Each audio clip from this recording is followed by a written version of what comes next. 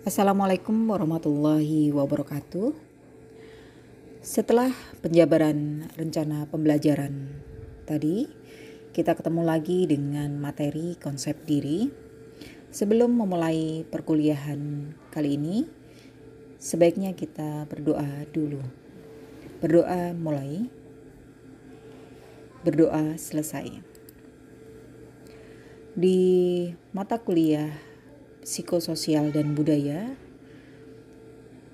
kita akan menjelaskan tentang konsep diri. Ternyata ada yang positif dan ada yang negatif.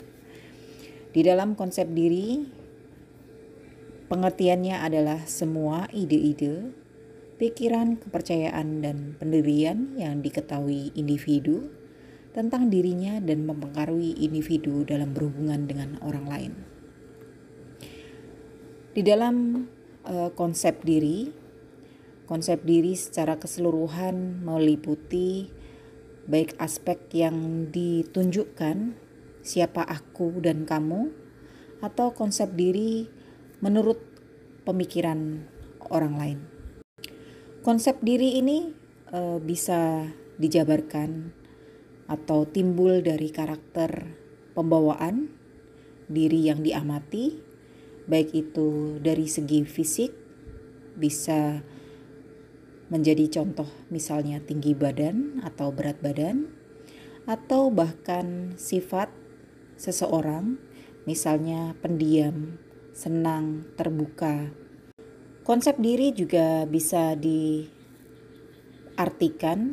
segala keyakinan atau gambaran diri seseorang kepada dirinya sendiri yang akan menentukan siapa seseorang itu di dalam kenyataannya. Siapa seseorang itu menurut pikirannya akan menentukan menjadi apa menurut pikirannya. Di dalam teori perkembangan konsep diri belum ada sejak lahir, tapi berkembang secara bertahap dan bisa dipelajari. Perkembangan secara bertahap tersebut bisa didapatkan melalui kontak sosial dan juga pengalaman hidup. Konsep diri berkembang dengan baik apabila budaya dan pengalaman dalam keluarga memberikan pengalaman yang positif. Kemudian individu memperoleh kemampuan yang berarti sehingga mampu beraktualisasi diri dan mampu beradaptasi dengan lingkungannya, sehingga individu menyadari potensi yang ada pada dirinya. Pengalaman awal dalam kehidupan keluarga merupakan dasar pembentukan konsep diri, karena keluarga dapat memberikan perasaan diri adekuat atau tidak adekuat, perasaan diterima atau ditolak oleh lingkungannya. Di dalam gambar yang saya tampilkan di sini bisa terlihat bahwa bagaimana seekor kucing melihat dirinya bisa menjadi kuat seperti singa, atau persepsinya bisa menjadi sejahat singa. Tergantung dari sisi mana dia melihat dirinya. Bisa dia mengartikan dirinya negatif, bisa mengartikan dirinya positif. Jadi tergantung individu tersebut. Konsep diri yang negatif adalah individu akan mengembangkan sifat-sifat ketidakmampuannya, merasa tidak mampu, merasa rendah diri, menyebabkan penyesuaian diri kurang baik. Ciri-ciri yang ditampilkan oleh individu tersebut antara lain peka terhadap kritikan orang lain dan mudah marah. Yang kedua, responsif sekali terhadap pujian, walaupun seolah-olah menghindari pujian, namun antusiasnya nampak pada saat pujian dilontarkan. Selanjutnya, tidak bisa menerima dan menghargai kelebihan orang lain, cenderung merasa tidak disenangi dan menganggap orang lain sebagai saingan. Kemudian ciri yang berikutnya adalah pesimis terhadap kompetisi. Ia enggan untuk bersaing dengan orang lain karena tidak berharga dan persaingan dianggap hanya merugikan dirinya. Sedangkan untuk konsep diri positif, individu akan mengembangkan sifat percaya diri. Harga dirinya tinggi, memiliki kemampuan diri dapat menyesuaikan diri dengan lingkungan.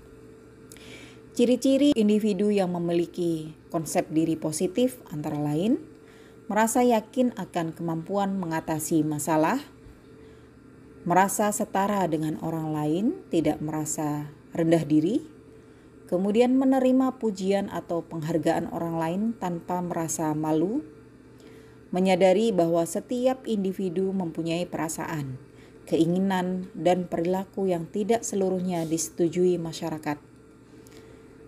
Ciri yang berikutnya yaitu merasa mampu memperbaiki diri sendiri dan mau mengungkapkan aspek-aspek kepribadian yang tidak disenangi dan berusaha untuk mengubahnya.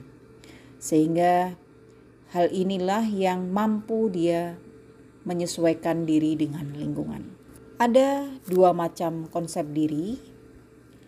Kita akan membandingkan konsep diri negatif, peka pada kritik. Pada konsep diri positif, yakin akan kemampuan mengatasi masalah. Pada konsep diri negatif, responsif sekali terhadap pujian, namun untuk konsep diri yang positif, dia menerima pujian tanpa rasa malu dan minder. Untuk konsep diri yang negatif, perbandingannya dia hiperkritis. Dia merasa kalau dikritik orang itu merasa direndahkan, sehingga dia tidak bisa menerima kritikan orang. Tapi apabila dia konsep diri positif, maka segala kritikan yang dilontarkan oleh orang itu akan menjadikan dirinya menjadi pribadi yang lebih baik. Untuk faktor stresor pencetus dari seseorang memiliki pribadi yang positif maupun negatif bisa berasal dari trauma atau pengalaman masa lalu yang bisa seseorang dapatkan dari penganiayaan seksual dan psikologis atau menyaksikan peristiwa yang mengancam. Ketegangan peran, transisi peran perkembangan sehingga keluarganya tidak mampu lagi membendung faktor keinginan tahuan dari pribadi tersebut, sehingga faktor keinginan tahuannya relatif lebih tinggi dibandingkan dengan kemampuan intelijensinya. Kemudian transisi peran situasi di mana dia melihat atau lingkungannya dilihat terlalu mayoritas gender, sehingga dia menjadi bingung peran apakah dirinya perempuan atau laki-laki. Kenapa? Karena lingkungan keluarganya mungkin tidak menerapkan identitas yang jelas. Kemudian ada transisi peran sehat sakit, di mana image di masyarakat menganggap bahwa apabila anak laki-laki harus kuat, tidak boleh nangis. Nah, ini yang menyebabkan anak laki-laki cenderung menahan rasa sakitnya dibandingkan perempuan yang relatif sakit sedikit sudah nangis. Untuk penilaian stresor, biasanya persepsi klien tentang ancaman, sehingga penilaian stresor ini sangat subjektif sekali. Untuk mekanisme coping yang diaktualisasikan, ada jangka pendek dan ada jangka panjang. Untuk membentuk konsep diri, ya, bukan merupakan bawaan sejak lahir. Jadi anggapan bahwa konsep diri itu bawaan dari lahir itu salah. Jadi bukan merupakan bawaan lahir. Konsep diri terbentuk dan berkembang dari pengalaman hidupnya sejak kecil, terutama dari lingkungan keluarganya dulu, teman sebayanya, teman sekolahnya, masyarakat, serta tempat kerjanya. Konsep diri juga bisa terbentuk dari hasil belajar atau latihan yang diterapkan baik itu dari lingkungan keluarganya maupun lingkungan masyarakatnya. Pembentukan konsep diri juga bisa dibentuk melalui mengalami perubahan dan perkembangan dengan seiring pengetahuan individu tersebut berkembang. Demikian gambaran penjelasan materi dari saya.